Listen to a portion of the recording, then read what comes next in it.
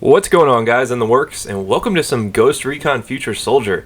And you know that I am super psyched for this game, and I've been waiting for the beta quite a while. And does it live up to my expectations? That's probably what you're asking yourself. Well, we'll talk a little bit about that. But how is this right here for a first spawn ever into this game? I spawn in and there's a dude just looking at me, and I'm like, what's going on here? There's all these numbers and stuff on my screen. I don't really know what's going on, and he's just sitting there in that corner, but luckily he sucks. And I'm able to somehow pull off a kill. But yeah, kind of talk about just throwing you into the water to get you started. But whatever, I guess it makes it easier on me. But overall, this game is Ghost Recon. It feels like I wanted it to feel. It felt like the Ghost Recon experience, which that's really all I was worried about. Now, one of the biggest quirks that I don't like about this game is the fact that the aim down sight thing is just, it doesn't feel very Ghost Recon-y to me. I feel like it kind of detracts from what I'm trying to get out of a Ghost Recon game. You see me go aim down sight right there. So, I mean, that's a new change they've brought into the game. We're switching over to the Scout class right here. I'm going to show off some of the cool gadgets they've put into the game. And visibility is really low in this game, but that's to be expected because, I mean, it's about a map movement, map movement and staying hidden.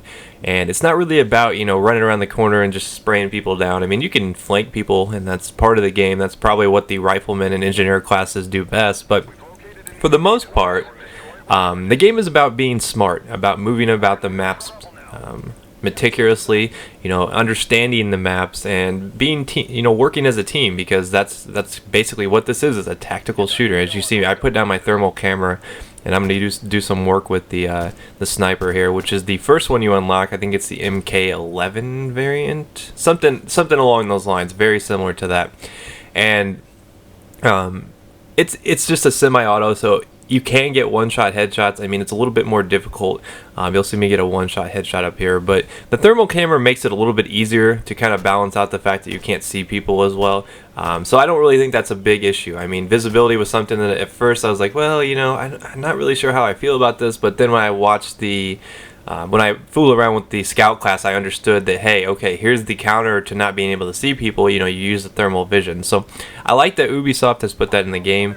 I've always been a big fan of them, honestly. I mean, I've always played the Ghost Recon series, and this really feels like Ghost Recon to me. I mean, it's got the prone, it's got everything that you want out of it. It's like, the tactical third-person shooter, and that's what I remember about this game. And the feeling is there, so that's good. Now, some of the things I don't like right now is, even though it is a beta, the lag and hit detection is very bad.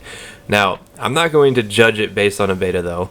I understand that there's probably a lot of people playing this game right now. There's probably a lot of people downloading it, so the servers might be a little bit stressed, which isn't really a big deal considering that this is a free beta, a free, pretty much open beta. And if you're wondering how to get this, Xbox, you either have to have a pre-order bonus code from GameStop, or somehow someone gave you a beta code, or you have Splinter Cell Conviction for Xbox, and the disc has a download on that. So a couple options there. If you're PS3, you have to be a PS3 Plus member to be able to download it. So it's kind of tricky to get. It's not really an open beta, but it's not really a closed beta. It's kind of in the middle. So unfortunately, they're not doing a PC beta, and they will not be releasing this on PC until a month after it releases on Xbox. So that's kind of disappointing, because if it was on PC, I would be most definitely buy it on that.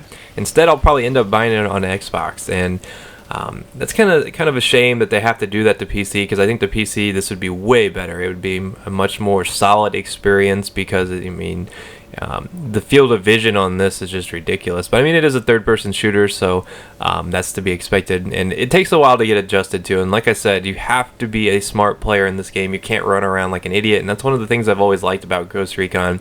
It's not really about huge high scores. It's about working as a team, because I've seen a guy go 20 and like 0 in this game.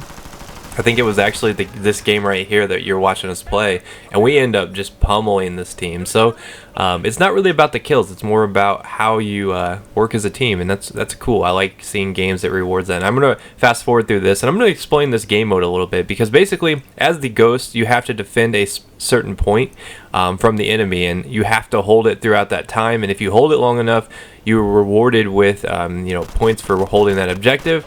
If the other team comes in and captures it, you're penalized for that. So, and they are rewarded. So it's kind of cool. you kind of basically have to set up a perimeter right there, and the perimeter keeps them from rushing in, and if they can somehow break the perimeter, they're rewarded. So a lot of cool things go into this game mode. It's actually a lot of fun. I'm impressed, because when I read about it, I was like, oh, that sounds kind of boring, but it plays pretty well. So overall, there's a lot of variety in this beta too. I mean, there's no max on the amount of levels you can gain within the beta, so if you want to play until level 50, by all means go to level 50. So pretty cool. I mean, overall I enjoyed it. I had to take a little break. Like I said, the lag was pretty bad. Here's an example right here. I shoot this guy, then all of a sudden he stands there for a second and then he just drops dead. So I don't know what was going on there, but that was an issue I had been experiencing throughout the entire game.